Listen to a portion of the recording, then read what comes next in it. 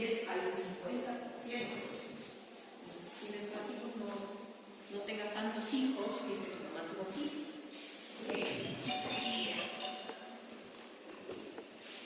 ¿Ya fue?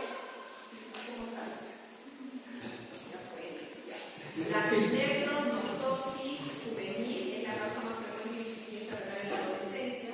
Sin embargo, no es que los adolescentes hagan insuficiencia renal, digamos, con tanta frecuencia.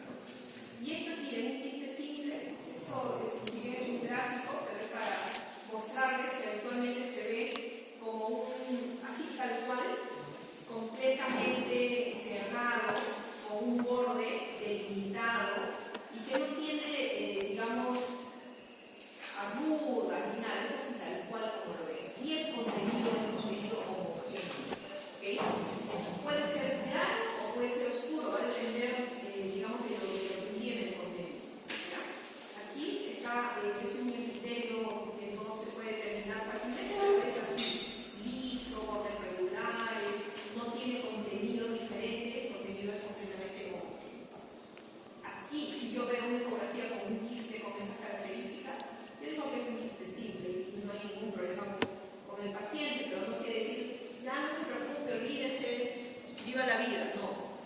Aquí lo que tengo que hacer es, si ya detecté un quiste, es un control al año. ¿Okay? Al año, hagas una ecografía nueva y vamos a ver.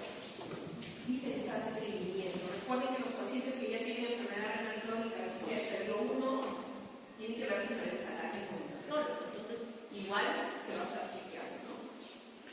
La displasia renal multiquística está, digamos, más relacionada a un proceso propio de un quiste, como les había mencionado, que está como dividido, se dice que se encuentra más en la piel y los cálculos más cercanos. Y aquí lo que se puede hacer es producir también un cuadro de endopatía obstructiva, ¿no? Quiste multilocular, que tiene varios como floritos, ¿no? Aquí es uno, aquí es otro. Son como espacios que se generan. Y aquí ya se comporta como una masa. El riñón en esponja, miren, este riñón no hay forma de que tenga una función, digamos, adecuada, ¿no? Tiene múltiples cavidades, ¿no? Estos conductos que llamamos conductos de Bellini están aquí, pero ya no están, digamos, adecuados, ¿no? Recuerden, bueno, en un rato vamos a ver el tema de litiasis, pero toda condición que me genere éxtasis renal o éxtasis de orina, perdón, me indica riesgo incrementado de formar cálculos. Entonces, aquí en todo, digamos, estos chistecitos se van acumulando en la orina y tienen riesgo de formar cálculos. Enfermedad glomeruloquística esporádica, es un crecimiento, crece grande, digamos, el riñón, sin embargo hay quistes pequeños en ambos riñones, ¿no? Y aquí está, digamos, más relacionado a la parte glomerular y la cápsula de goma, ¿no? Es raro que no. Igual la de la función renal inmediatamente. Enfermedad quística adquirida de los productos físicos. Y eso es con el tiempo, ¿no?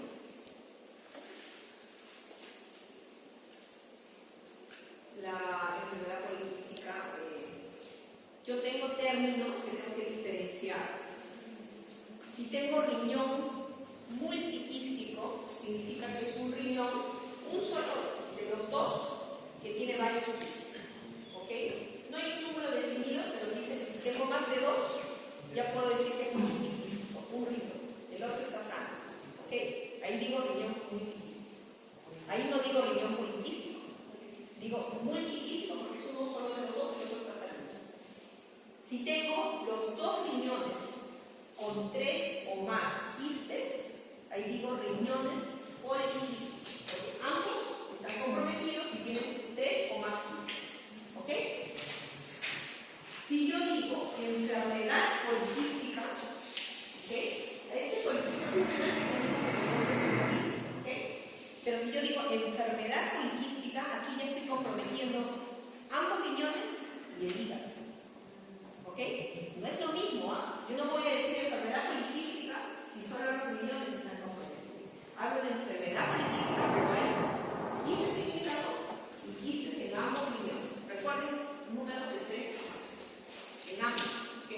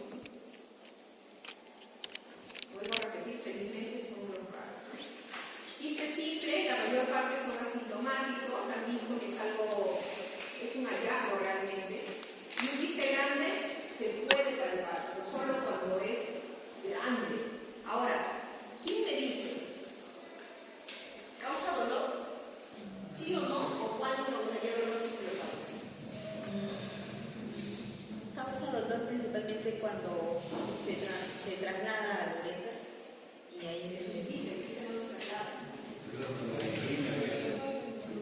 Cuando comprime la vía urinaria, no necesariamente porque yo puedo tener hasta un cálculo en el trabajo y no tengo dolor. Si te crece y la cápsula se hace Así es. Cualquier patología renal que distienda la cápsula renal me causa dolor. ¿Ok? Esa es la respuesta correcta. ¿Ya? Solo si hay distensión de la cápsula renal me va a causar dolor. Si no, no me causa dolor. Displasia renal multiquística se presenta como una gran masa. También habíamos mencionado ya que era neonatos principalmente. Los quistes multiloculares, generalmente en niños.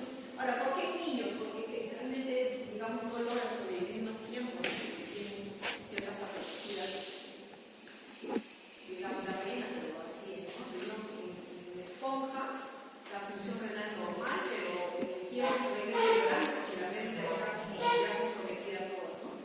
Y la enfermedad renal endometrioquística me da insuficiencia renal e hipertensión, ¿no? La enfermedad quística adquirida es la que habíamos mencionado en los pacientes en diálisis o cualquier paciente con enfermedad renal crónica en el tiempo va a ir desarrollando quistes también, ¿no? Que pueden ser únicos o pueden ser múltiples, dependiendo.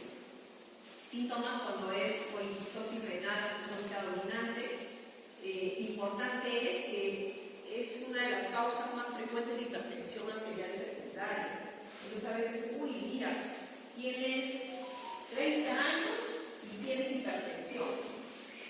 Ya, puede ser, de repente los hábitos de vida hacen que tenga esa edad de hipertensión. Pero este niño tiene 20 años y está con hipertensión. Ojo, esto no es normal. Algo tiene que estar pasando con él. Esa hipertensión sí puede ser secundaria, ¿no es cierto? Porque ahora los estilos de vida actuales hacen que las personas cada vez más jóvenes tengamos problemas metabólicos tipo diabetes, incluso hipertensión arterial, pero una persona de 20 años todavía no hay forma de que con tanta frecuencia haga hipertensión, sobre todo si es que por ahí asumamos que tiene hábitos de vida saludables. ¿Okay? Entonces siempre tener en cuenta eso. ¿Qué correspondería? Mínimo hacer ecografía renal. Mínimo. Uy, le hacemos la ecografía quistes renales. Pero nadie en mi familia tiene ese problema. ¿Yo por qué voy a tener? Un momentito. ¿Tu mamá tiene una ecografía renal alguna vez? No más. Entonces, le hacen la ecografía renal a la mamá y sale con opinión de política. A veces son tan asintomáticos estos problemas que se encuentran como ya, no podemos tener en cuenta. Y a veces nos alerta eso, de la hipertensión. Hematuria puede haber cuando un quiste se rompe. Y macroscópica, obviamente, ¿no? Entonces hay que tenerlo en cuenta, es raro, pero puede darse. Alguna vez, por ejemplo, nos ha pasado en emergencia un paciente que tuvo un accidente de tránsito, ¿ok? Y tenía riñones poliquísticos. Y este paciente tenía uno de los quistes que era más grande, digamos que estaba cerca a la cápsula, etc. Y se reventó, o sea, porque el accidente fue con trauma abdominal y todo. Tuvo que entrar a la sala de emergencia, al final terminó en nefrectomía, pero o sea, para que vean cómo a veces cosas que uno ni siquiera sabe, y ese paciente ni siquiera sabía que era neurológico, ¿no? Entonces, cosas que pueden no pasar. Ahora, cuando esto incrementa en el tiempo, va pasando el tiempo, los quistes van incrementando en número y en tamaño. Y esto es una de las causas que me lleva a nefromegalia. ¿Qué significa eso? Que los riñones se agrandan. Y es uno de los motivos por los cuales yo puedo palpar los riñones. Lo examino, por ejemplo, tenemos nosotros 2 o 3 pacientes en peritoneal que tienen riñones poliquísticos. Y que se les palpa el riñón.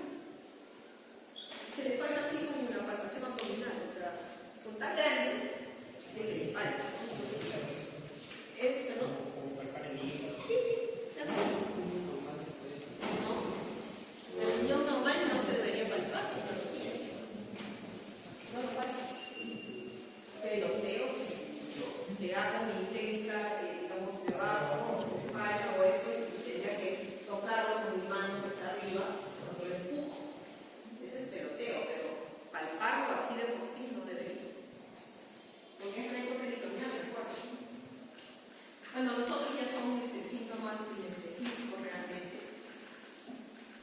Cuando hablo de enfermedad microfísica también, mira, ¿qué es importante? Entonces, una historia clínica minuciosa. Importante los antecedentes familiares y personales. A mí, por ejemplo, me da tanta pena cuando llega una persona a la cual se le diagnostica riñones poliquísticos, sobre todo cuando es mujer. O sea, no porque me solidarizo, porque es mujer, ¿no? Porque tiene hijos, porque va a tener nietos y porque tiene hermanos. Entonces, lo primero que se hace es preguntar cuántos hermanos son. Ah, somos 6. O sea, ecografía para todo el mundo. ¿Cuántos hijos tiene? Miren todo lo que implica. No sé, pues tengo 3 hijos, la ecografía para todo el mundo. ¿Y saben qué? Sus nietos, a pesar de que ninguno de sus hijos, porque puede dar el azar, no sé, pues a veces ha sucedido de que tuvo pérdidas, ¿no? Y las pérdidas por ahí tenían el problema, pero los nietos todavía pueden, ¿no? Entonces, eso es un poco, digamos, triste porque me están diciendo como que ellos incluso lo toman como que por su culpa, ¿no? Sus familiares van a tener este problema. Así lo toman, ¿no? Hacer exámenes, ecografía mínimo, evaluación de la función renal y una ecografía renal mínimo, y dependiendo del cuadro se pide una tomografía, un bloque o una resonancia magnética, ¿no? Biopsia es raro que se haga en la mayoría, pero digamos que puede darse, y el estudio genético es, digamos, lo ideal, ¿no? De acuerdo a la fotografía. Miren cómo se ve, este es un bistec simple ancho, miren, este es el riñón, hasta acá es el riñón, y aquí se está el contenido homogéneo, el borde es homogéneo. Pero si está cerca, hacia adelante, podría hacer la displasia renal multiquística, quisa multilocular, riñón en esponja, enfermedad renal glomeruloquística, en sí son bien parecidos, ¿no? Enfermedades vegetativas, aquí se ve la uno más expresivo comparado con otros. Y miren hasta dónde puede llegar una poliquistosis renal. Esa es una ecografía y esa es una tomografía. Miren el espacio que ocupa cada riñón.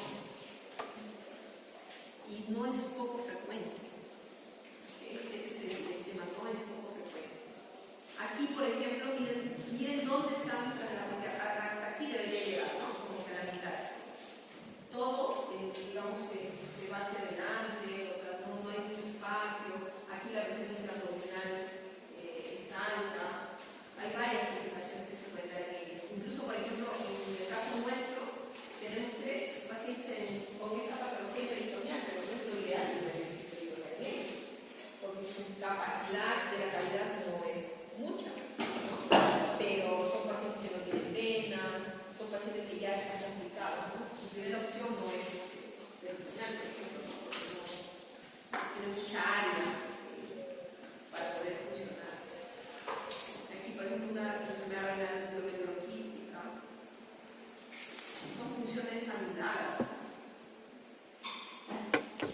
A ver, si yo tengo, por ejemplo, un quiste simple y tengo la duda de que si hay alguna, digamos, alteración o que no sea tan simple o que tenga alguna otra cosa, pido una tomografía. La poliquistosis renal autosómica dominante, aquí se establece con otras enfermedades que son ya más raras. El quiste simple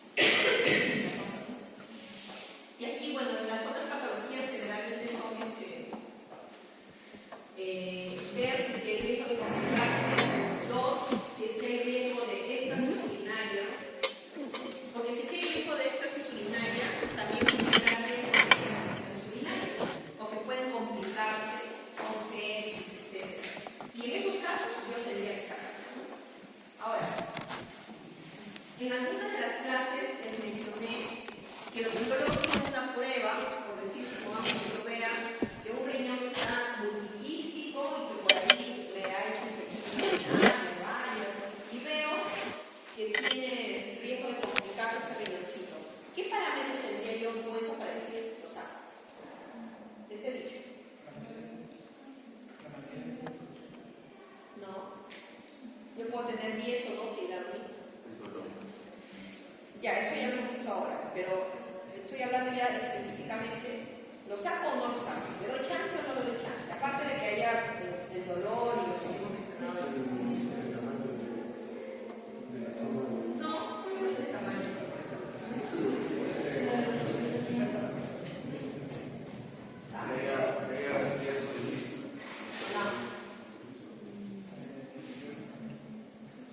Ese que se puede complicar, pero ya hemos dicho, si se puede complicar hay que sacarlo. Pero hay otro parámetro.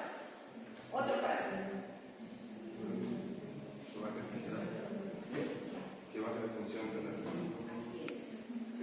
La tasa de filtración glomerular. Y yo agarro y digo, tengo 20% de tasa de filtración glomerular. Ojo, esta es la global.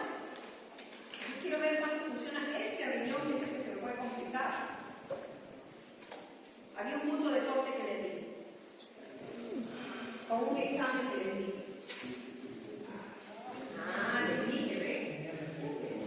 Al lado. Entonces, háganme ese, ¿cómo se llama?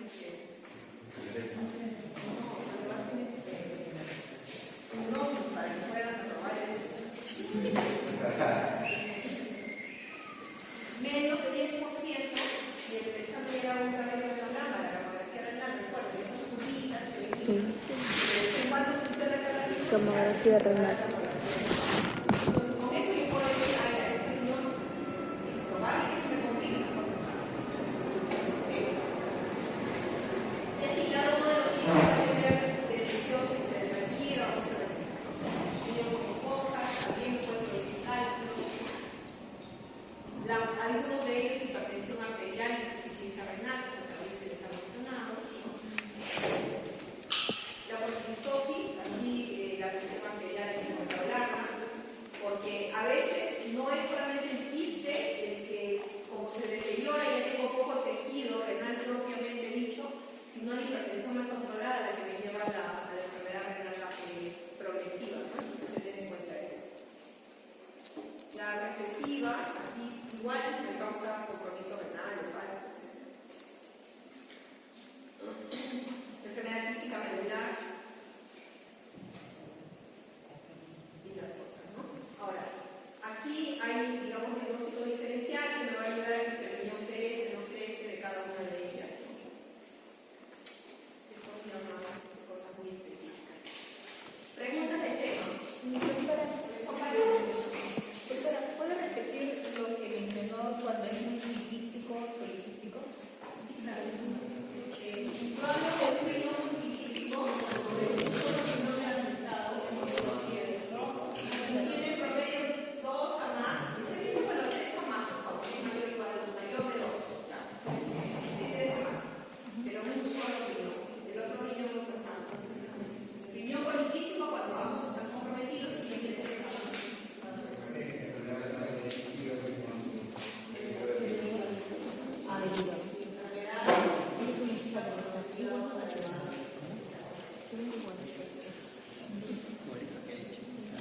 O sea, doctora, al decir poliquistosis no es lo mismo que enfermedad poliquística.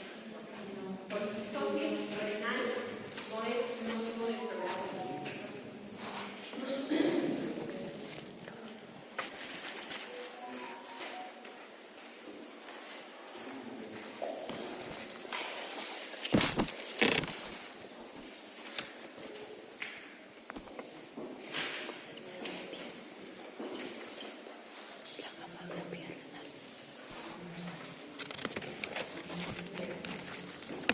Y vamos a ver lo del calcio fósforo. A ver, ¿qué creen ustedes que sea lo relevante o lo importante en este tema? Ideas sueltas.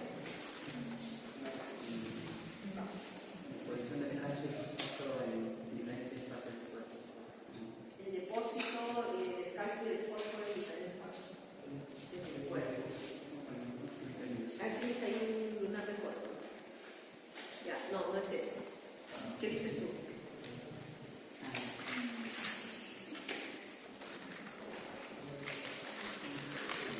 Ojo, no está tan mal la idea, pero no es así tan mal.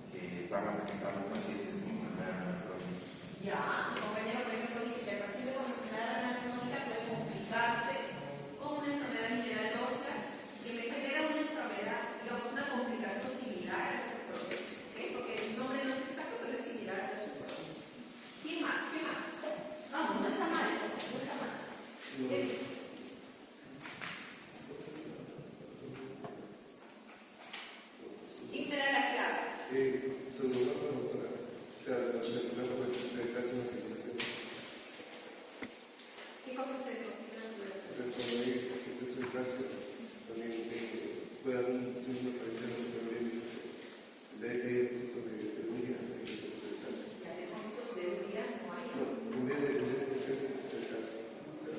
Entonces el calcio y depósito de fermentación. Ya, no, así no funciona. O sea, te estás confundiendo con los depósitos de ácido úrico que genera la gota. Ahí eso. Sí, pero me refiero a que no sea uno. El ácido úrico es el que murió en La pseudogota, no es el calcio, sino el ya, más o menos. Ya, que puede ser una causa, pero estamos hablando por qué es tan importante este tema. ¿Por qué tenemos que tocarlo?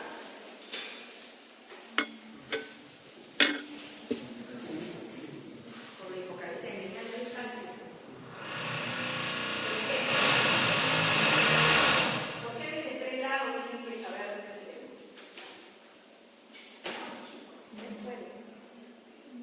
También lo hemos dicho. Porque si la tasa de filtración en la realidad está alterada, se podría haber una generación Ya. Ya, vamos a decir. ¿Por qué se mueren los pacientes con enfermedad renal? Por calciuria, ¿por qué se mueren con calciuria? ¿De qué se mueren los pacientes con enfermedad renal? Enfermedades cardiovasculares. Y los trastornos del metabolismo del calcio y fósforo tienen complicaciones cardiovasculares. ¿Ok? Entonces, que obviamente se relacionan, tiene que ver con que hay una enfermedad mineralosa, con un socio éxito, porque digamos que lleva a una calidad de vida muy mala, si tengo fracturas importantes, por ejemplo, que existen depósitos directamente del cristal de calcio, ¿no? Pero sí hay depósitos de calcificaciones que nosotros llamamos como metastasis, que se dan en los pacientes renales por complicaciones de la anemia, pero que llevan a que se calcifican que los vasos sanguíneos. Luego vamos a ver algunas fotos que son realmente impresionantes. Si a mí me impresionan las fotos, las pensé, pero a veces ustedes que no tienen frecuencia de verlas, ¿no?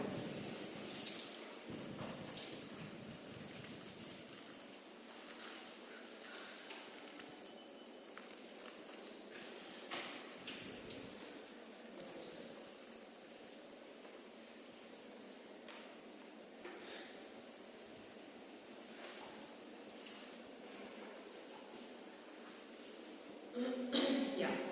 Entonces, aquí estamos teniendo en cuenta que el calcio, sabemos que está en el organismo, a nivel intra y extracelular existen concentraciones de calcio diferentes, existe un calcio iónico, existe un calcio, digamos que está unido a la proteína, hay otro que no, y va a haber una distribución diversa y principalmente existe, digamos, la mayor cantidad de calcio, que es casi el 100%, ¿no? Tenemos un 99% que va a estar en el hueso.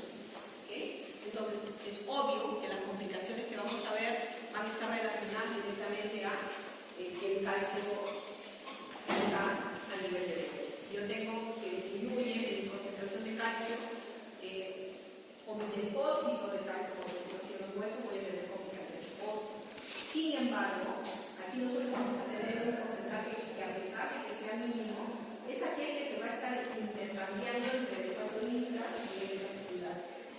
Y este pequeño 1% es el que me causa esas complicaciones que habíamos mencionado, que están relacionadas más a complicaciones hemodinámicas, pero no, digamos, desde el punto de vista fisiológico, sino más estructural, de los vasos sanguíneos. Aquí tenemos, que les había mencionado, el calcio ionizado. Existe el calcio también como complejo, se une un 37% a la albúmina, ¿no? Y generalmente puede ser dializable en un porcentaje importante, ¿no? Hasta un 55%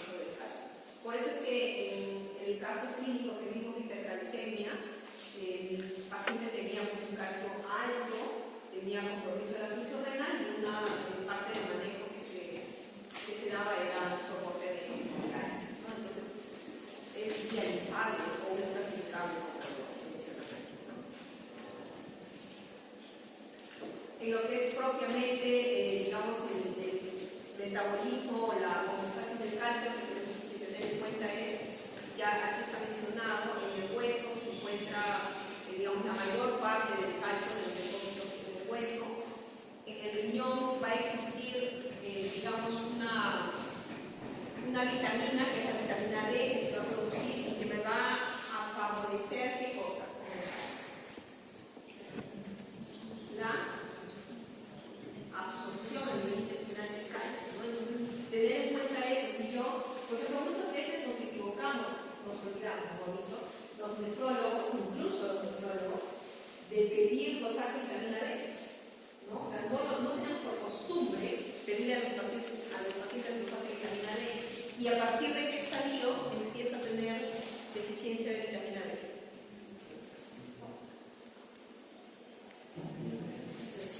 3 años.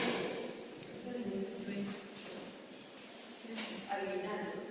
3B. ¿Ya? A partir del estadio 3B yo ya tengo déficit de vitamina D. Entonces ya tengo que estar ahí. Ojo con este paciente porque puede tener una alteración que me va a llevar a una disminución de la absorción del calcio, hipocalcemia, y me puede generar lo que conocemos como enfermedad milagrosa asociada a un preparativismo secundario, ¿no es cierto? Entonces tener en cuenta eso. Ahora, tiene que ver sí también la función tiroidea, porque depende de la testosterona para que podamos tener un depósito adecuado del calcio en los huesos, ¿no? La vitamina D, que la que hemos mencionado.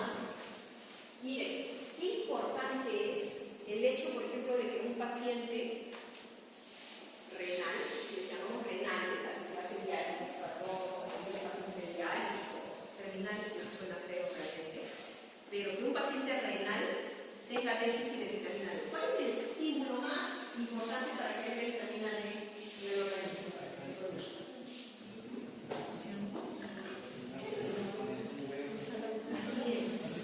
Así es, que se exponga al sol.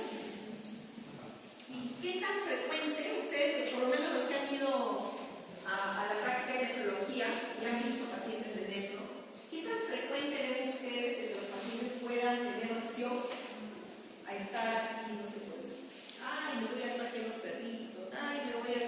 ¿Sabes?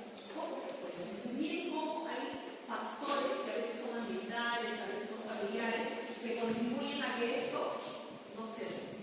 Y de repente, en vez de estarle dando aporte de vitamina D, de repente puede ayudarle el hecho de, en etapas no tan avanzadas, obviamente, de chequear y generar un hábito de vida más saludable en ese sentido, ¿no? Entonces, aquí tengo la relación que veo, exponerlo al sol, o a la luz solar, por ejemplo, a la persona para que pueda tener, digamos, vitamina D en la sangre y se pueda generar una mejor absorción del calcio, del fósforo que se va a tener en la intestinal, ¿no? Y para que se pueda producir todo el complejo.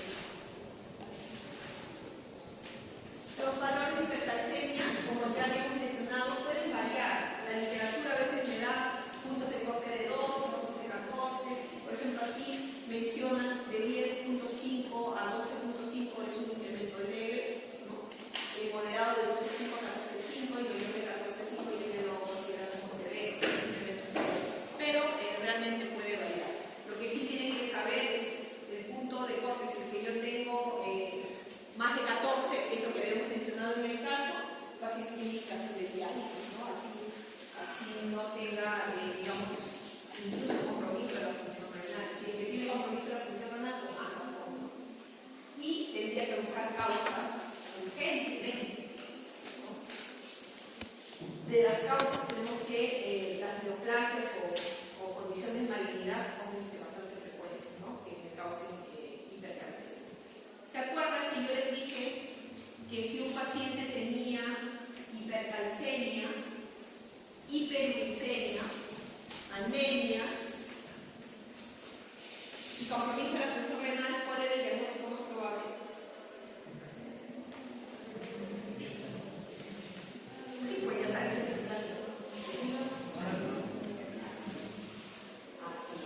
Era la posibilidad de que tenga un hidrocortisona. Yo veo hipercalcemia, hiperuricemia y digo, a ver, vamos a ver el hemoglobina. Veo la hemoglobina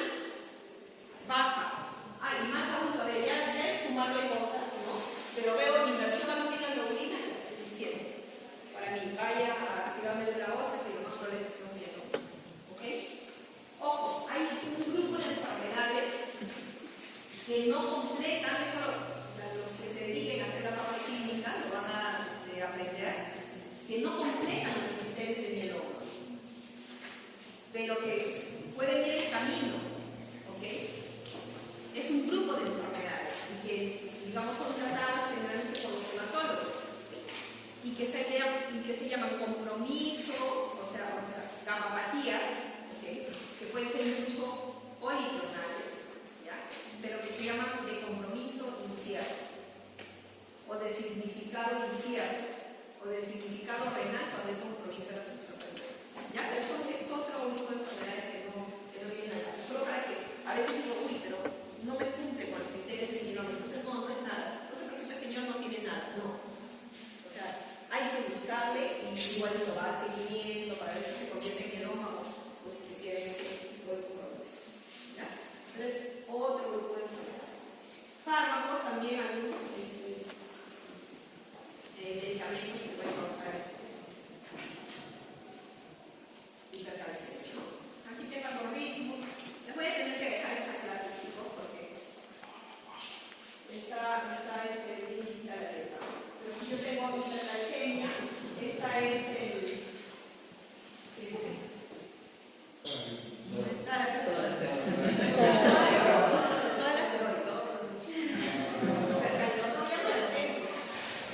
mis clases se autodestruyen.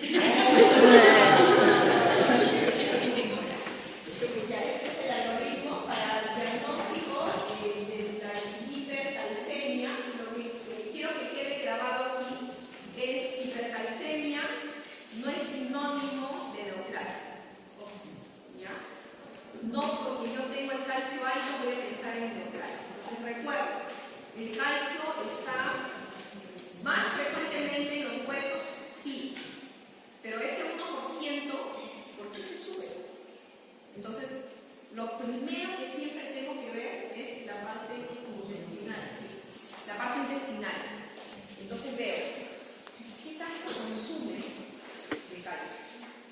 Porque hay personas que de repente por querer cuidarse, por querer mejorar en su salud, empiezan a tomar unos vitamínicos desde jóvenes, ojo, toman, o porque no comen bien, empiezan, no, eso me va a suplir, etc. Y empiezan a tomar calcio sin darse cuenta que los calcios se alteran, etc. Tú les vas, les revisas lo que está consumiendo, y ya tienes la causa de hipercalcemia. Y siempre revisar lo que consume la persona, lo que recibe, tanto en dieta como en digamos, medicamentos, ¿okay? O hasta vitaminas, siempre revisen. No, yo no tomo ningún medicamento, doctora, no se preocupe. ¿Ok? Y algo último, así que le haya agregado, nada. ¿Ok? Ya. ¿Y cómo es para cuidar? Justo hablábamos ayer con los chicos de la práctica. Doctora, no me voy a decir. Doctora, es lo único que digo. Y aparte después ya no quería hablar. Hay que saber practicar. ¿Ok? Hay que saber practicar. Si es que yo voy y mi tarea es evaluar a los pacientes, ya es diferente que te diga, tómale la presión, ¿sabes qué? Se está complicando, fíjate cuánto se altura, eso es una cosa. Evalúa a tu paciente y te lo reporta. Tienes que preguntarle todo lo que pueda. ¿Y cómo?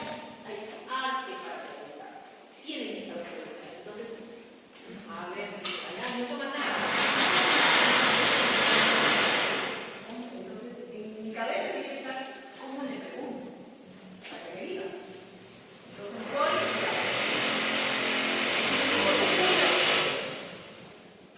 no, eso sí, yo me cuido porque yo no como azúcar, yo me cuido porque como vaporizar, perfecto. ¿Y qué más? ¿Cómo se ayuda? De repente alguna vitamina, porque eso, bueno, a veces, ¿no es cierto? Sí, eso sí. Mis polvitos esos de Santa Natura, esos son infaltables. Bien, chicos, no los consideran como medicamento, no los consideran como algo que pueda ser dañino, o no voy en contra de ninguna marca, no es un comentario de solo, ¿no? Entonces, vas y revisas esos benditos polvitos y siempre revise el contenido de lo que el paciente consume, porque a veces está ahí, solo ahí está la causa de su patología. Siempre revise, ¿ok? Me ha pasado, por ejemplo, pacientes que tienen problemas neurológicos que no tienen que ver con el calcio directamente, pero miren, para que vean, el urólogo me indicó, literal, ¿saben la receta del urólogo? Tal, sí, un nombre, que tenía pero son cosas naturales, ¿no? Eso no me va a hacer daño, porque son cosas naturales, ¿ok? Yo misma, como ahora en las consultas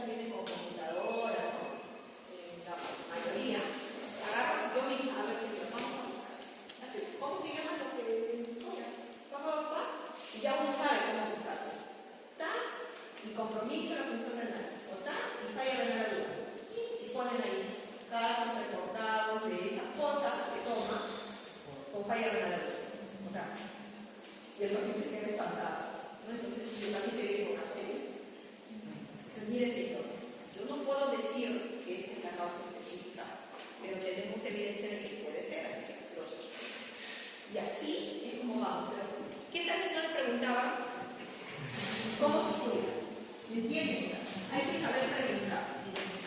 ¿Ok? Entonces, la anamnesis es lo más importante. Igual aquí vimos de la hipercalcemia, error de hierro, hipocalcemia, ¿no? Tener en cuenta también si es que está relacionado, ¿no?, con la hormona y todo, etc.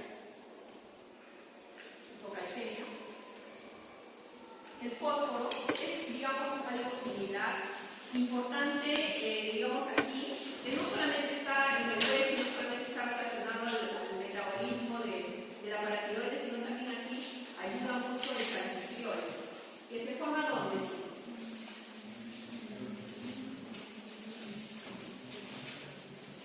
¿Qué es el calcitriol? ¿La? Así es. Es la vitamina D activa. ¿Dónde estoy aquí? Los pacientes con enfermedad renal crónica avanzada tienen déficit de este calcitriol y parte del manejo del hiperparatiroidismo está relacionado con calcitriol. Incluso les comento que en las guías clínicas habían salido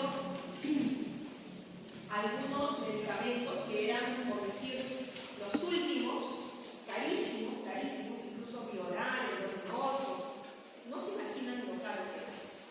Y que habían, en el año 2007, si no me equivoco, 2009, en las guías clínicas de neurología estaban aprobados ya como recomendación fuerte, porque había ensayos clínicos que decían que eran buenos, etc. Y tuvieron que retroceder y anular el calcitriol como parte de la neurología para el periodismo. Y después, para el año 2017, o sea, casi 8 años después, tuvieron que retroceder al calcitriol. Es lo que necesita el paciente, ¿no es cierto?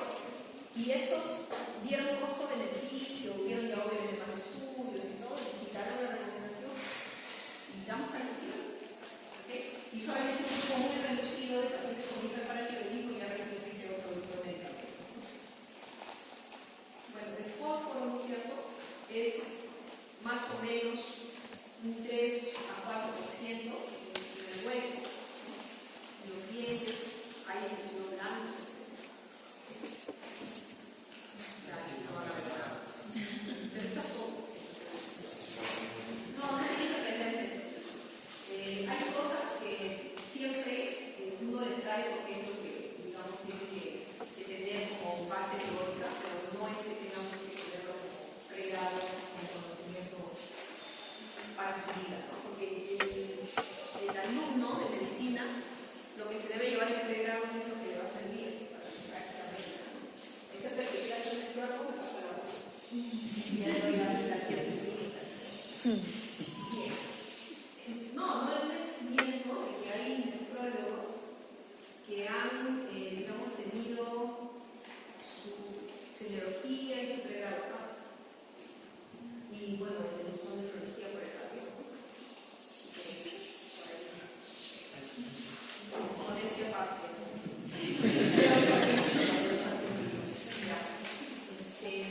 Enfermedad mineral ósea y enfermedad renal crónica. Algunos mencionaron el tema óseo, ¿no? Fracturas.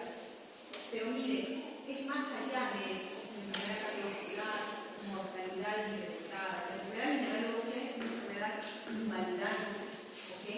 Pero invalidante no solamente porque se me va a fracturar el paciente, sino porque el mismo paciente puede tener problemas metabólicos, problemas de calcificaciones vasculares.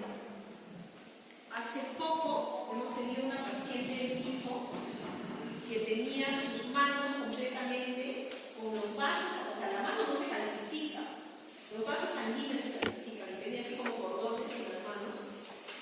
Y esos cordones, van a ver ahora los cositos, hacen que la piel se rompa. Porque los vasos sanguíneos que se pueden ver, ¿okay?, son las venas, ¿no es cierto?, generalmente. Pero aquí las arterias son las que se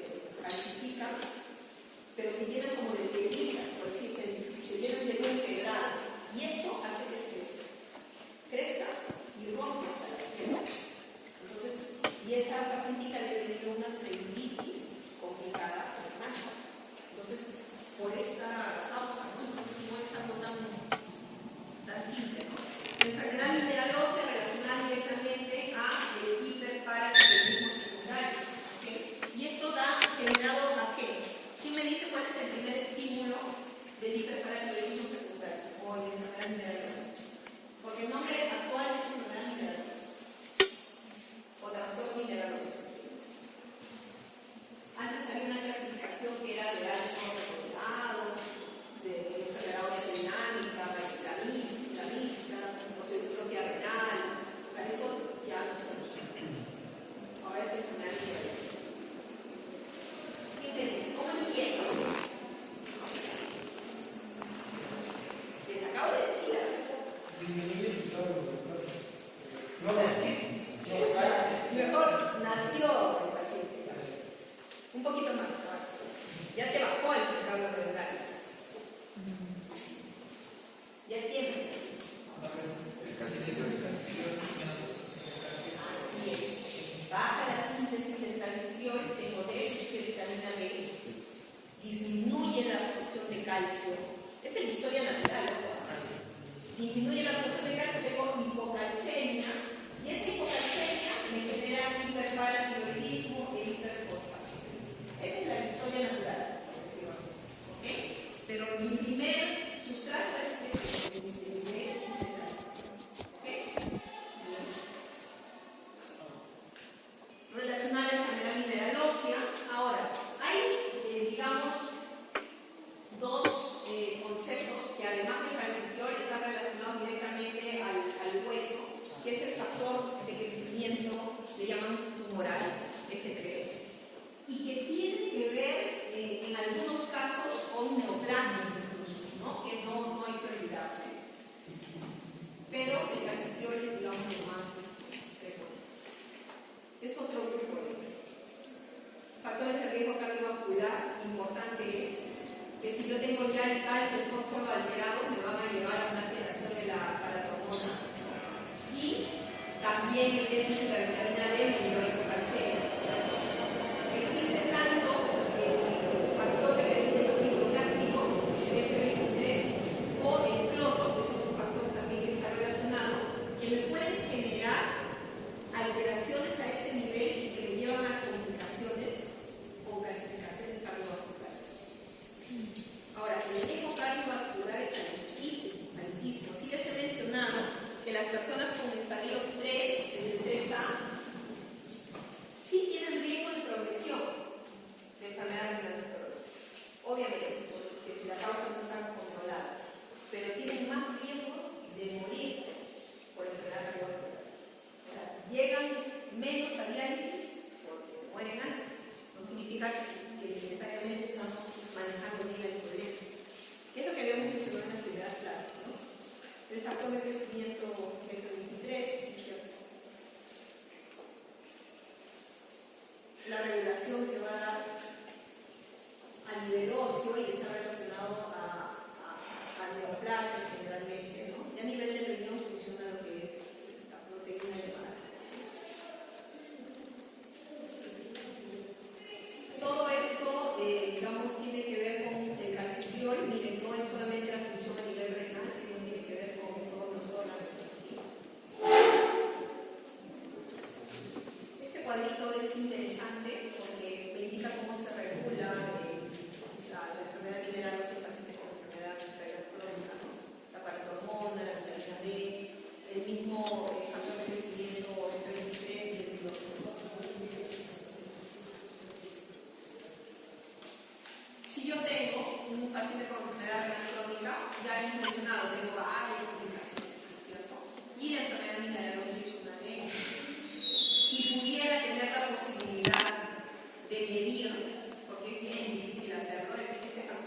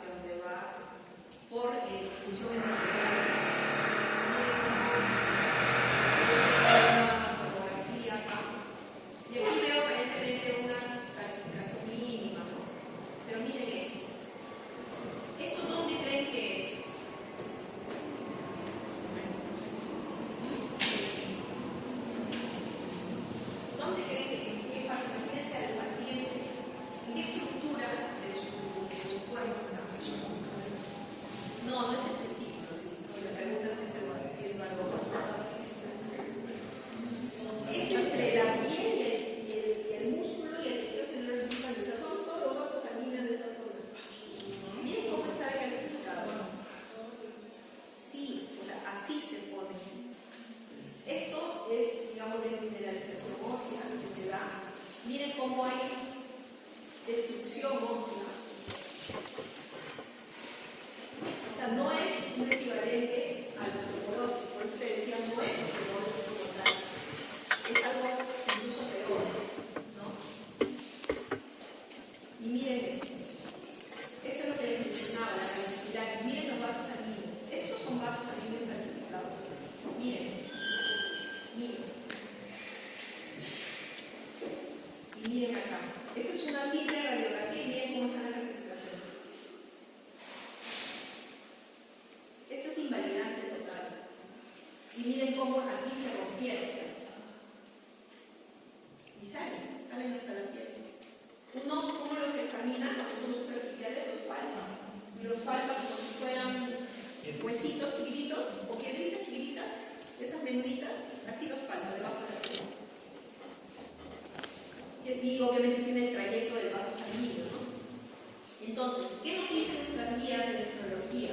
Que hay que hacer chequeo para nuestros pacientes, tanto de calcio, fósforo, para como miren, desde estadio 3, yo cada 6 meses mínimo tengo que hacer un chequeo completo si es que todo está bien.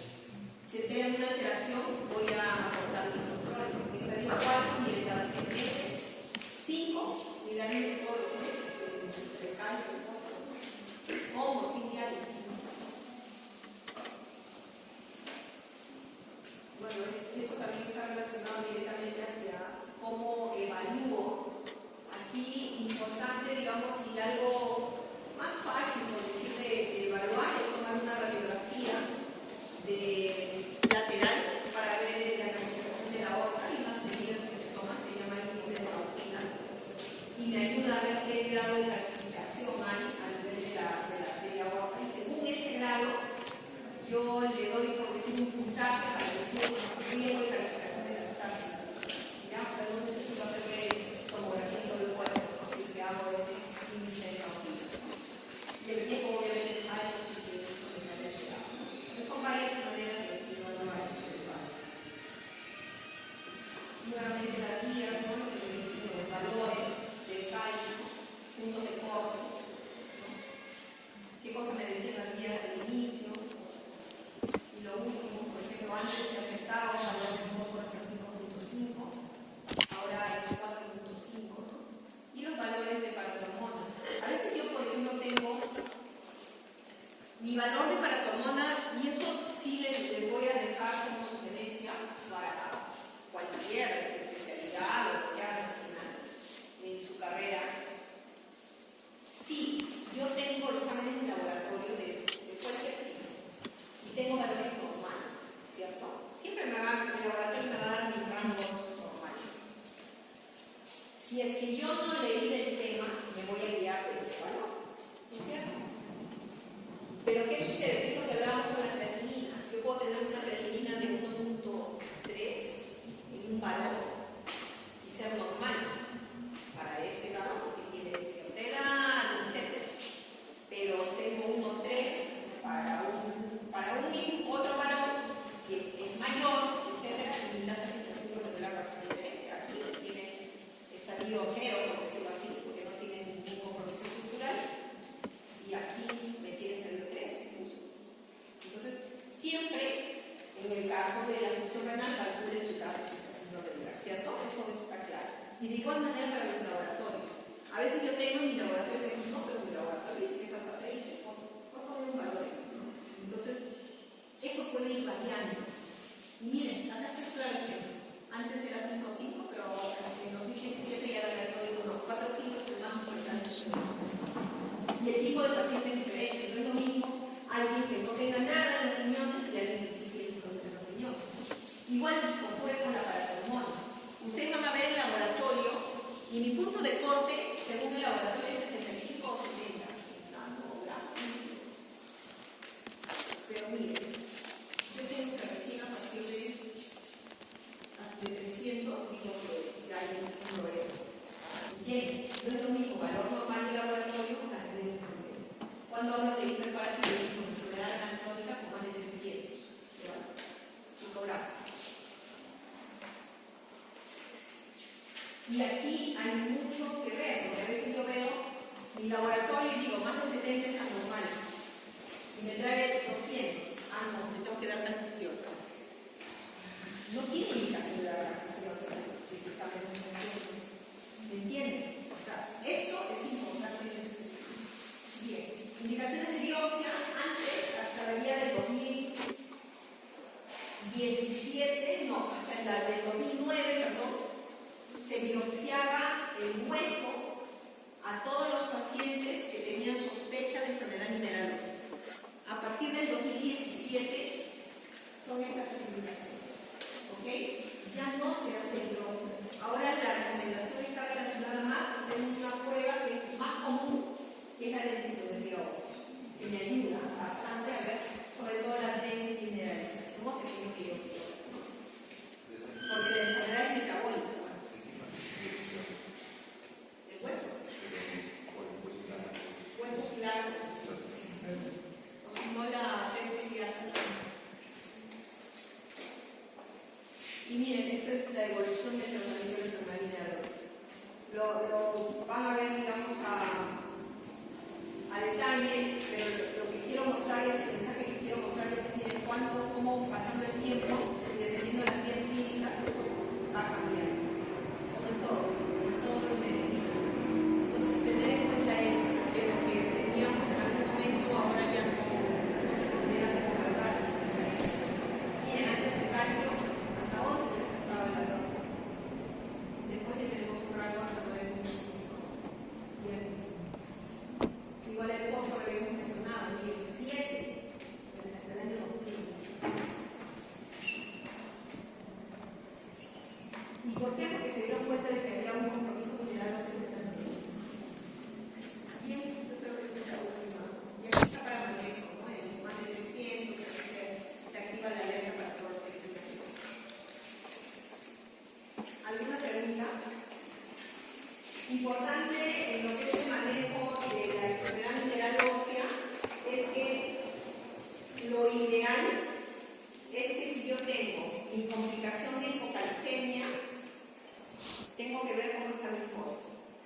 Lo habitual y la historia natural es hipocalcemia, hiperfosfatemia y hiperparatiroidismo, ¿cierto?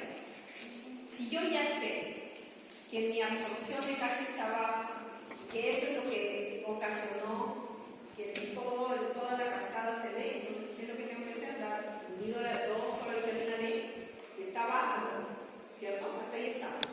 Ya. Y eso va a mejorar mi absorción, va a mejorar mi calcio, ¿no es cierto? Y va a mejorar mi hiperparatiroidismo. ¿Qué es lo que sucedería si yo tengo mi calcio normal, tengo hiperfosfatemia y tengo hiperparatiroidismo? Ahí lo que hago es medir nuevamente mi vitamina D, porque puede ser parte también de la causa, pero aquí ya me voy dirigida al hiperparatiroidismo. Mi pregunta va, ¿el fósforo está alto?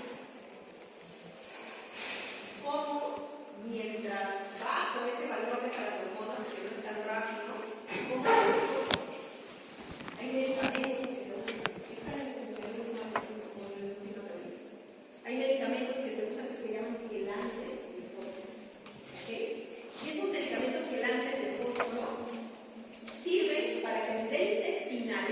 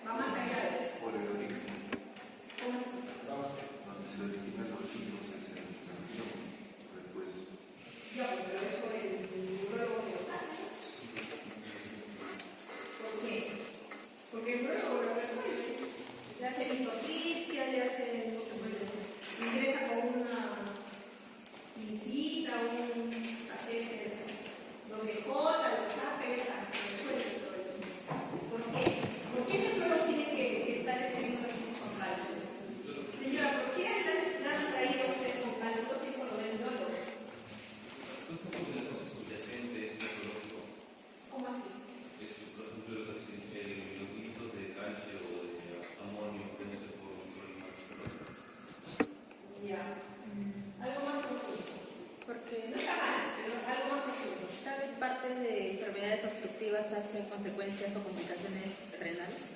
Ya lo dijeron como combinación, pero si no, tendríamos que estar viendo a, no sé, a todos los VIH, a todos los, por poner nombres, ¿no? De grupos, a todos los ciróticos, ¿no? Pero no lo hacemos, pero sí tenemos que ver a todos.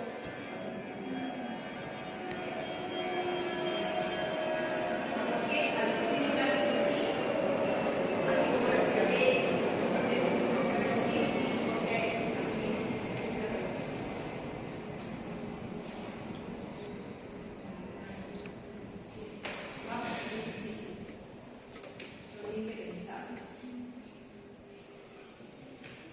el problema de la nefrolitiasis, chicos, no es un problema de procedimientos ni un problema quirúrgico. El problema es un problema metabólico. Que al igual que yo tengo el origen metabólico de la diabetes, el origen metabólico de repente de una amiloidosis, por poner nombres de enfermedades, aquí yo tengo un origen metabólico. Y si yo no controlo el problema metabólico, mi paciente va a seguir formando de nada, el neurólogo va a ser millonario con harta lipotripsia, pero para eso es un nefrólogo, para bloquearle su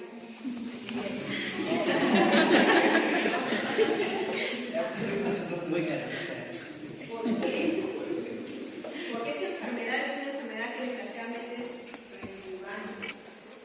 A una persona que tomó cálculos o que a quien se le encontró cálculos una vez, va a volver a formar cálculos de un 50% de probabilidad.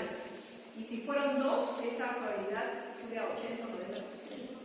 Entonces, sí o sí, lo ideal es encontrar la causa. ¿Okay? Entonces aquí es lo que se forma es un mito realmente. Miren, el 90% por causa metabólica. Es la razón por la cual el problema es relativamente frecuente, 3 a 4% de la población. Y miren, tasa de recidiva, 50%. Sexo, felizmente, es más frecuente en varones. No, ya con el parto ya tenemos bastante. Edad promedio de 30 a 50 años. Es menos frecuente en algún grupo étnico, ¿no? Y sí tiene componente genético. ¿Qué cosa quiere decir? Que si ustedes no se llegaran a casar,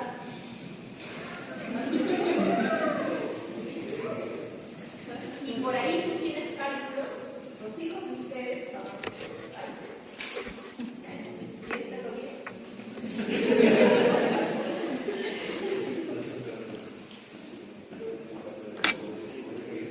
Importante es esto. Miren, es lo que hacemos hoy en día. Es nuestra vida. Y yo soy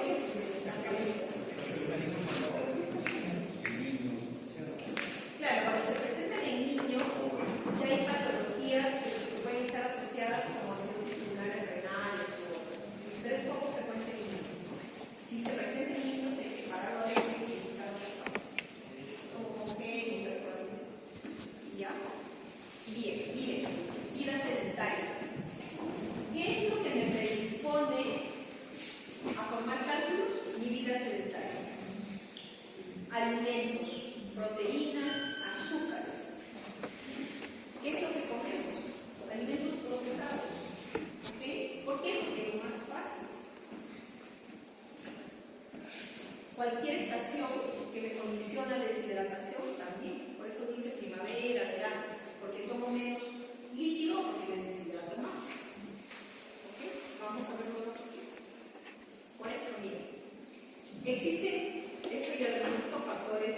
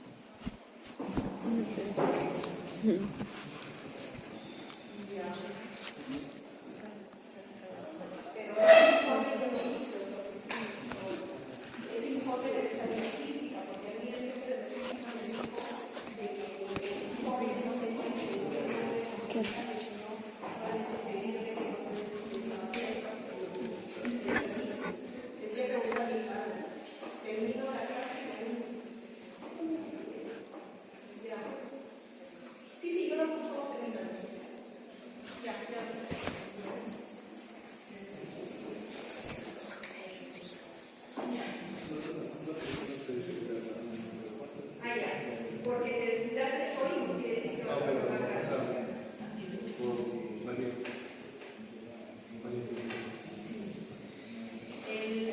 Si es que uno está acostumbrado a no tomar líquido o tiene tiempos muy prolongados de deshidratación, vamos a ver ahora por ejemplo.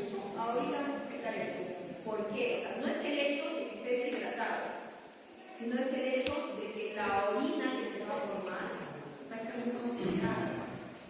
Ese es el problema. Creo que era 2 días para, o sea, 48 para que vaya dando calor, la deshidratación es, ¿sabes? Dentro de ese rango con mayor frecuencia. De ahí,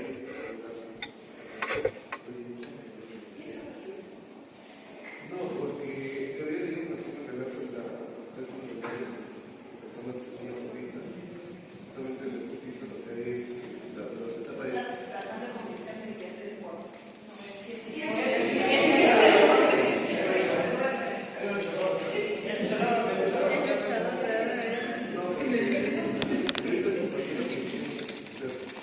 se realiza con TPS, entonces hay periodos de deshidratación crónica, los entrenadores dicen que son 2 días, pero es frecuente. Ya, son 2 días y eso se va para todos, para no generar injuria de la luz. Claro. Ya, eso sí está claro. Son 48 horas, no hemos visto la línea del tiempo. Pero si yo tengo, ya me de costumbre, por decirlo así, que están relacionados puede ser al trabajo o a diferentes motivos, como esa, que hay periodos intermitentes de deshidratación, eso no me implica, ojo, a que no voy a tomar cálculos, porque eso es otra cosa. Una cosa es que mi función renal no se va a alterar porque estoy protegiendo, entre comillas, y es como que no llego al límite del tiempo y ya hay problema, pero eso es para mi guía.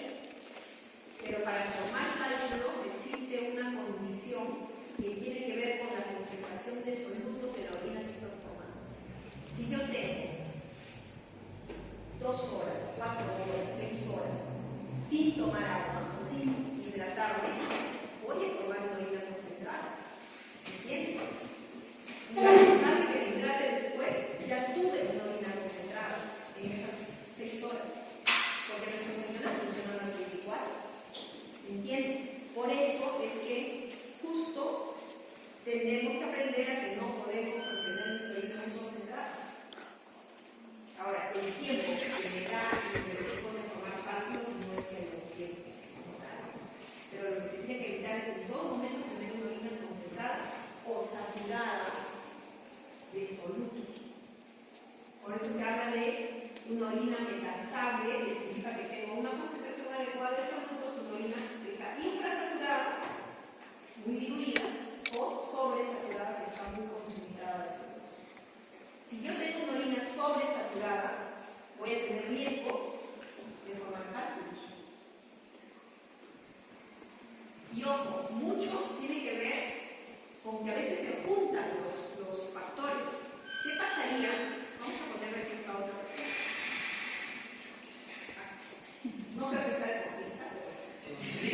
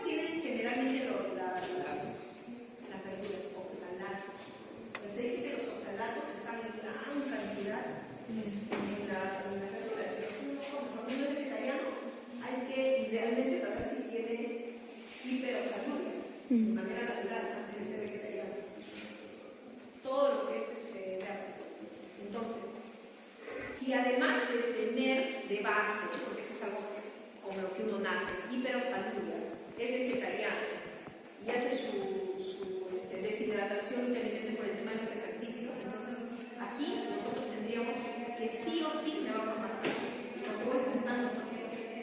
¿Ok? Entonces, eso es importante que lo conozcan.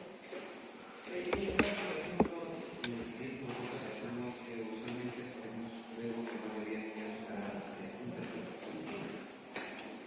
Entonces, en el caso de la deshidratación en el poder, por ejemplo, lo mismo por kilos, ¿no? Trabajamos en 5 kilos,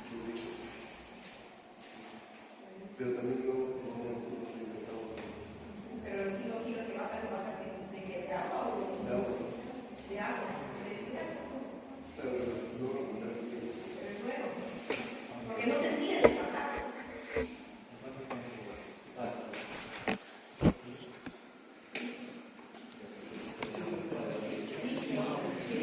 También, a veces, ojo, a veces sí se no, a veces se nota que se consejo de vida, porque a veces también llegan, digamos, deportistas a la consulta y solo los dejo a reflexión, con nitroaluminio. Ojo, función renal normal, son delgados, no hay ningún problema, presión normal, son jóvenes. Pero llegan porque, no sé, pues están aplicando un trabajo y le hicieron su prueba y salió un nitroaluminio. Ojo, si no le hicieron la prueba para el trabajo, ni cuenta se da. Entonces vamos a ver, y solamente son deportistas. No, algo que hacer, ¿cierto? O sea, no es solamente el deporte, sino todos los deportistas tuvieran enfermedad renal crónica, y no es así. Entonces, hay que estudiar eso. ¿Y por qué? A veces hay suplementos, ¿ok?, que no todos los consumen, que hay que saber regular cuál consumo y cuál no. Muchas veces hay, obviamente, si es que yo tengo mi nutricionista, tengo, etcétera, un equipo ahí detrás, yo puedo agarrar y decir, bueno, por lo menos mi dieta, los suplementos que recibo son adecuados, pero han chequeado su algunos días. Y yo puedo decir que si él tiene predisposición genética para desarrollar microalbuminuria con la creatina que toma, lo va a hacer. Pero si él, que no tiene predisposición genética y que toma el doble de creatina que toma él, no le pasa nada. Ese no lo va a hacer. ¿Me entienden? O sea, hay un componente que es personal. Entonces, sí, la sugerencia es esta. Siempre que veamos una persona que tenga, digamos, se ejercita, que toma, a veces se necesita tomar el soporte porque la dieta no es suficiente, como lo que tienen indicado, y toman suplementos. Con esos suplementos no todos van a reaccionar de la misma manera. Han habido casos en los cuales, desgraciadamente, una persona deportista se le ha tenido que decir, oye, baja tus revoluciones, porque ya estás haciendo microalbuminuria. Y la microalbuminuria es un factor de riesgo cardiovascular y factor de riesgo de enfermedad renal crónica. Entonces, la base está bien y los primeros años, y después, ¿me entienden? O sea, esas cosas a veces de inicio, cuando no pasa nada, no pasa nada. Y a veces hay suerte y no tengo la predisposición a hacer problema. Pero a veces no. Entonces, la sugerencia es esa, chequeen. Y si todo está bien, ¿ok? Bien, entonces estábamos hablando de la orina quinta saturada, que es cuando está muy diluida, para que se entienda. Hay menos riesgos o casi imposible formar cálculos. Entonces, ahí va a decir su compañera que está por allá, con su agua. Entonces, yo no voy a formar cálculos jamás porque tengo un montón de agua. Entonces, puede ser, porque cuanto más diluida tenga la orina, tengo menos posibilidad de que se forme o de que inicie mi primera, digamos, mi primera piedra, por decirlo así, para que se forme la testícula. Agua es agua. Agua es agua. Metastable cuando no hay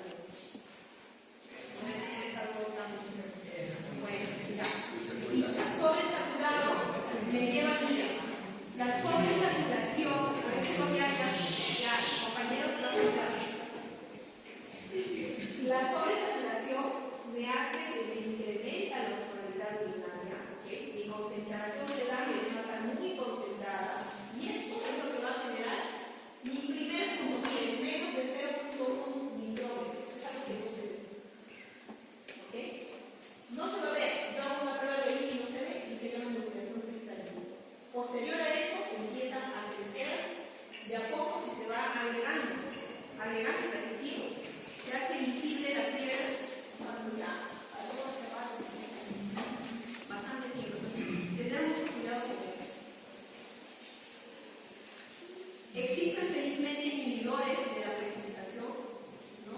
Tanto a nivel de la nutrición, que es el inicio, y que está relacionado con el filtraje. Por eso muchas veces se quiere consumir, digamos, limonada, sin azúcar obviamente, ¿no? Limonada de las personas que tienen riesgo de formar cálculos de cierto pH, ¿no? O pH ácido, o sea, se alcaliniza la orina con citrato para evitar la nucleación, ¿no? Si yo ya tengo núcleos, ya lo que voy a ver después van a ser los cristales. Si yo tengo cristales en la orina, ya está. O sea, para que vean qué tan serio es esto. Cuando yo no los veo, ahí todavía estamos aquí. Cuando yo no veo nada, pero tengo mis factores de riesgo, ahí tengo riesgo. Pero si ya tengo cristales en la orina, ya está, porque ya estamos aquí.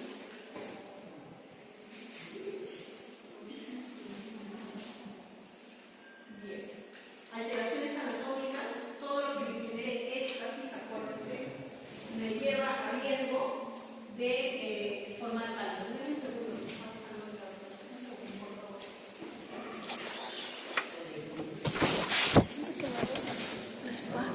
Fue positivo por mi percusión.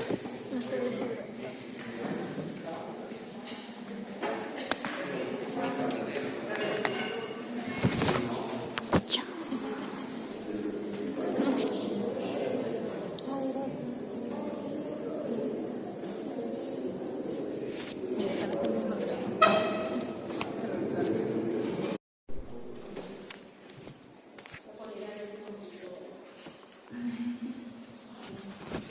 Y acá miren, fase de nucleación, ahí empiezan a precipitar los cristales y luego empiezan a agregarse. Esta fase de nucleación es espontánea en las orinas poliinsaturadas. Espontánea, o sea, de la nada empiezan ya a formarse. Aquí están todas las fases, ¿no? Aquí cuando ya se forma el núcleo, es lo que veo los cristales y se van acumulando, y aquí ya tengo, le llaman magras, ¿no? Pero son como las piedritas que van juntando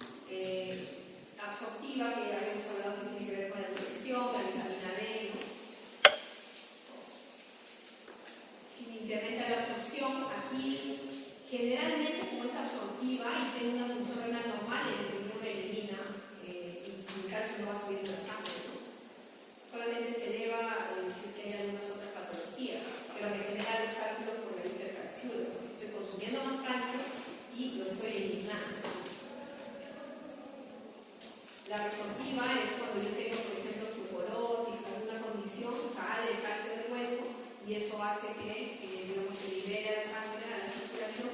Y si es que tengo una buena función renal, también se elimina. Causas probables, ¿no?,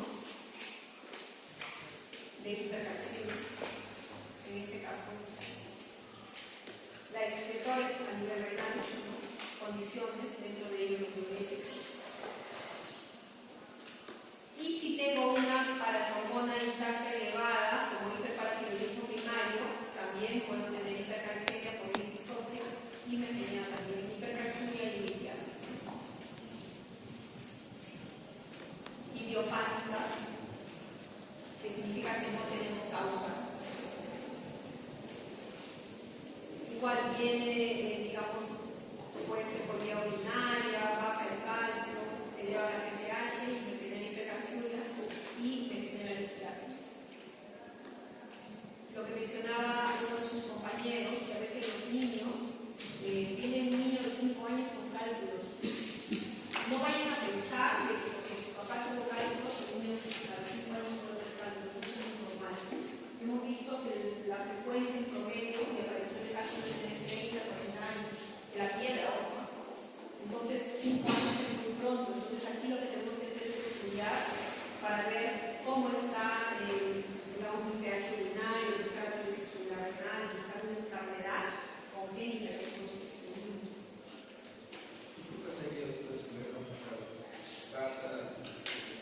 Hay, digamos, complicaciones llamadas nefrocalcinosis, porque a veces se confunden las calcificaciones con los cálculos. Por eso, lo que tienen los niños no son cálculos, son calcificaciones. En este caso va a asociar a nefrocalcinosis por el celular renal. Y si forman cálculos, tendría que ser con esas patologías que hemos visto, ¿no? Esponja, esas patologías raras, que a veces no darían de una hemorragia.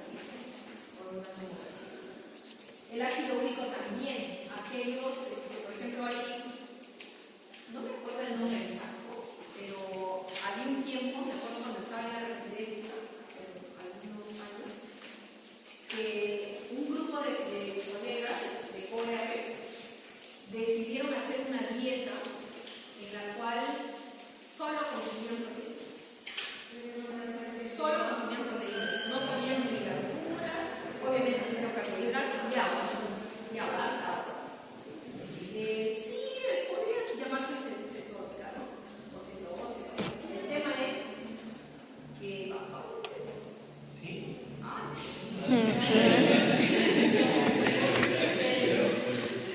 Tenía un compañero que era más o menos de la contextura de él. No, era como él más o menos. Y no los miento, y al almuerzo se comía un pollo en la casa. Pero no los tenemos, sino los pollos de verdad. Sí, Claro, entonces se comía solo el pollo de la base y no bajaba de peso, pero así bien rápido, ¿no? Pero ¿qué sucede? Aquí estamos, proteínas cargadas, hiperglucosuria. Ahora, ¿qué tanta agua consumía? Podría de repente haber ayudado si se consumía mucha cantidad de agua para poder diluir esa orina y que se pueda hacer que la orina esté infrasaturada, ¿no? O para que no, esa eliminación del ácido úrico no perjudica. Hay puntos de corte, se dice que más de 800 miligramos en 24 horas de ácido úrico en la orina es patológico, ¿no? Hay personas que tienen riesgo de hacer hiperuricosurias sin tener el ácido úrico alto en la sangre, ¿ya? Quitando la dieta. Alteraciones con dieta, que es lo primero que habíamos mencionado. Hay enfermedades que me producen también. Hemos hablado también de las neoplasias, de algunas enfermedades hematológicas como mieloma que me producen ácido úrico alto, ¿no? El oxalato, que ya lo habíamos mencionado, valor más de 50, también es patológico. Las causas hay diversas, ¿no? De origen endógeno, exógeno, dieta, ¿no? ¿Y qué factores alteran el equilibrio metastable en la orina? O sea, esa saturación que debería ser adecuada, estable. Ya hemos mencionado todo aquello que me genera éstasis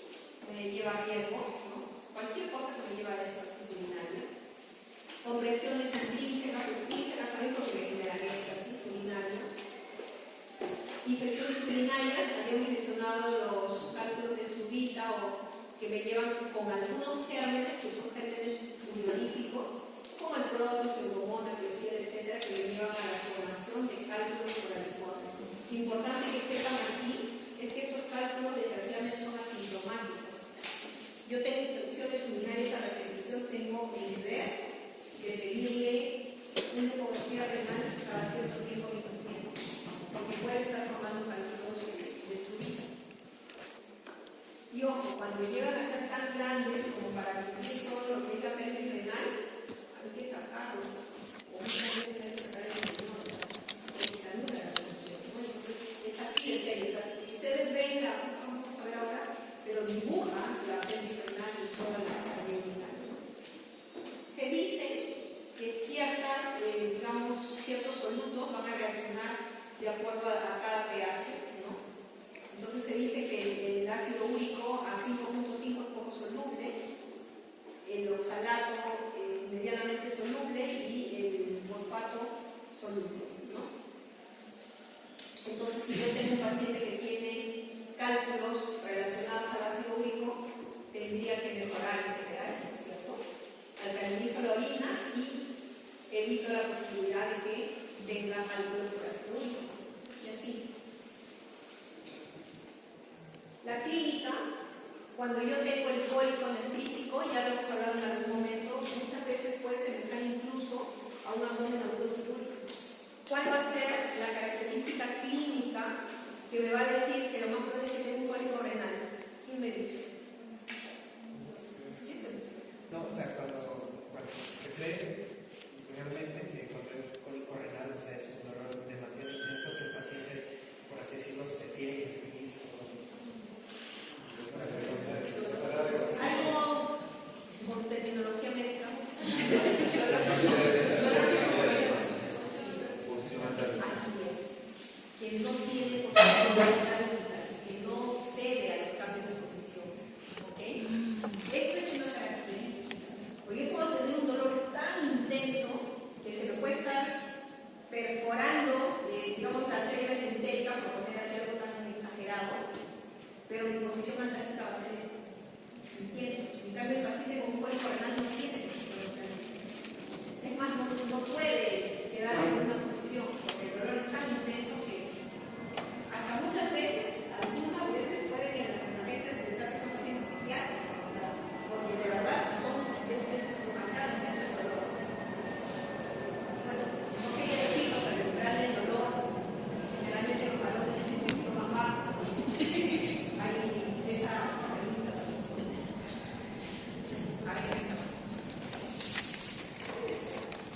Pero entonces algunas veces se acompaña incluso de náuseas, vómitos, es un cuadro bien aparatoso, bien aparatoso.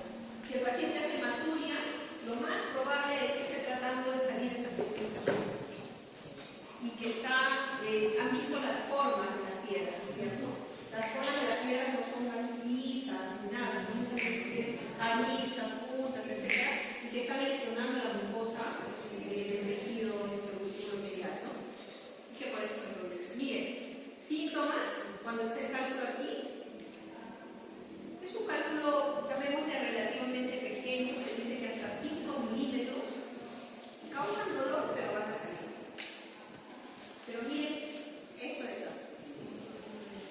Eso no va a salir, jamás. Eso es un cálculo coraliforme. Y este paciente no tiene síntomas. También para que vean, este paciente es aparatoso el dolor, intenso.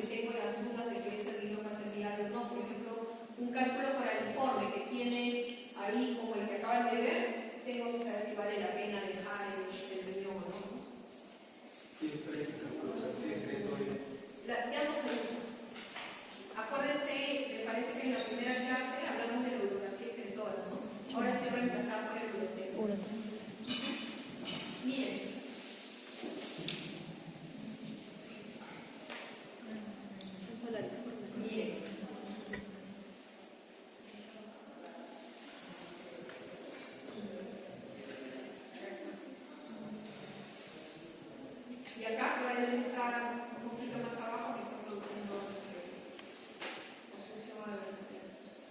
¿Cómo se complican? Con infecciones, puede llegar a esta fibrosis cuando no se puede eliminar, uropatía obstructiva que digamos empeora dependiendo si es uni o bilateral, y también el lugar, anurias, que el lugar es bajo, y también puede producir insuficiencia renal o ¿no? Que es lo que habíamos hablado. El tratamiento médico, si es que tengo, digamos, un cálculo que va a salir, pues tratar de, en su momento, tratar sintomáticamente, porque está con dolor intenso, lo más importante es calmar el dolor. Y posterior a eso, chequear, ¿no? Los líquidos, si es que está con cólico renal, no tomen agua, chicos, porque si no, les va a venir más cólico. Acuérdense el cálculo que les va a salir. Descansan, pasan el dolor y después ya empiezan a tener su vida habitual, ¿no? Se dan inflamatorios, los aires, se dice que al estar relacionados los organismos con la prostaglandina, me ayudan a tranquilizar, por decirlo así, o por el momento a lo que es la célula muscular lisa o el tejido muscular liso para que no se pueda producir ese dolor. Y los antiinflamatorios también pueden usar. Dependiendo del tipo de cálculo, ¿no? Si son de oxalato de calcio, de fosfato de calcio.